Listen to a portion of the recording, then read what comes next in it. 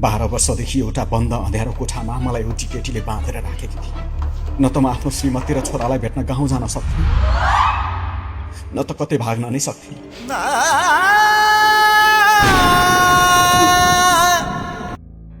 उता मैले गर्भमै हुँदा छोडेर आएको मेरो छोरा, जसलाई मैले लत्याएर हिँडेको थिएँ, उसले मलाई खोज्दै थियो। मेरी आमालाई यति धेरै रुवाएर हजुर कहाँ हुनुहुन्छ बाबा? यो केटीले किन यस्तो गरिरहेकी छे भन्ने थाहा पाउँदा मेरो धरती भासिए झैँ भयो। मलाई जिन्दगीमा जे चाहिन्छ नि म त्यो पाएर छोड्छु। तिम्रो दुर्भाग्य भन्नु कि मेरो भाग्य? झनै तिम्रो अनुहार त मैले संसारमा सबैभन्दा बढी माया गरेको मान्छेसँग मिल्यो। अभि, जसलाई म आफूभन्दा बढी माया गर्थे, उनी मेरो बाँच्ने आधार थियो। तर एउटा दुर्घटनामा मैले उसलाई गुमाउनु पर्यो। मैले अझै पनि हाम्रो सम्झनाहरूलाई फोटो बनाएर फ्रेममा सजाएर राखेकी छु। अभिको मृत्युपछि म पागल जस्तै भएको थिएँ। म उसैको यादलाई भुलाउन गाउँ गएको थिएँ, जहाँ अभिकी अर्को रूप रामलाई मैले भेटेँ। मैले त एउटी सहरकी म्याम साहबलाई सहयोग मात्र गरेको थिएँ, तर के थाहा उनले यस्तो पागलपन देखाउलिन् भन्ने। तिमी मसँग किन यसरी तर्किन्छौ राम? म तिमीलाई यति धेरै माया गर्छु, किन बुझ्दैनौ? यो तपाईँले के गर्नुभएको म्याडम? म आफ्नो श्रीमतीलाई धेरै माया गर्छु, छोड्नुहोस्।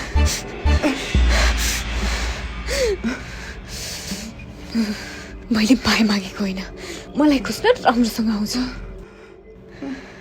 के छ तिम्रो त्यो गाउँले श्रीमतीसँग जुन मसँग छैन? हेर राम, मसँग रूप छ, मसँग पैसा छ, मसँग पावर पनि छ, मसँग सबै छ राम। तिमीलाई म जति माया गर्छु नि त्यति घृणा पनि गर्न सक्छु। सुन्दैछु तिम्रो श्रीमती दुई चुकी छे राम।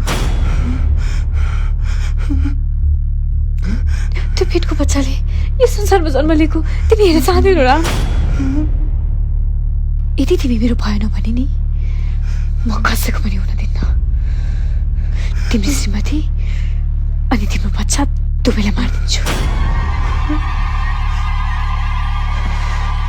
त्यसैले मसँग सरिन राम, सरिन राम।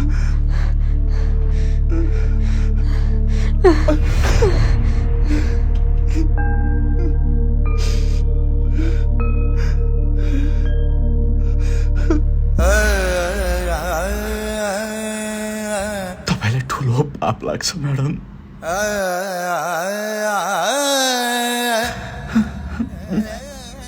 आफ्नो स्वार्थको लागि मेरो स्वर्ग जस्तो घरलाई एक पलमै ज्यान जस्तो बनाउनु भयो।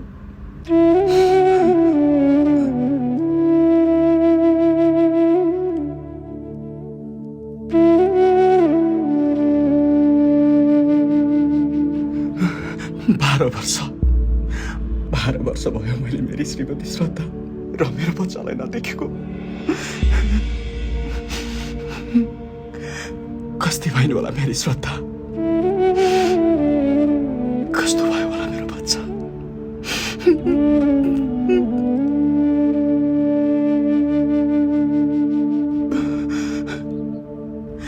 तपाईँले गर्दा म उनीहरूको नजरमा गिरे।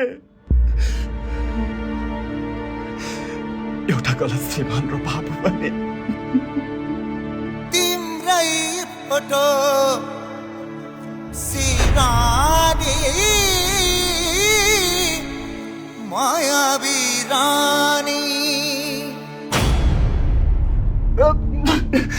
बरु मलाई मार्नुहोस् म्याडम, यसरी पल पल तडपेर बस्नुभन्दा म एक पलमै मर्छु।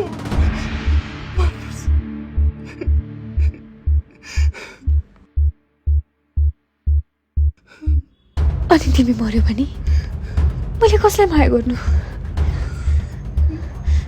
मैले कसलाई हेरेर बाँच्नु? तिमीलाई यहाँ के कुराको कमी छ? खाना दिएकी छु, लाउन पनि दिएकी छु, अनि मलाई मलाई चाहिएको बेला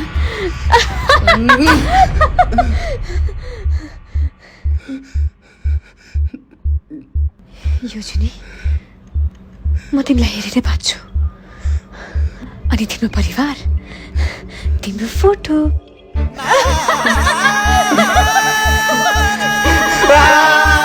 अब मलाई जसरी भए पनि यहाँबाट निस्केर आफ्नो गाउँ जानु छ। के म यहाँबाट निस्कन सके त? यो थाहा पाउन युट्युबमा फोटो फिल्ममा 3 फोटो सिरानी सर्च गरेर पुरा भिडियो हेर्नुहोला।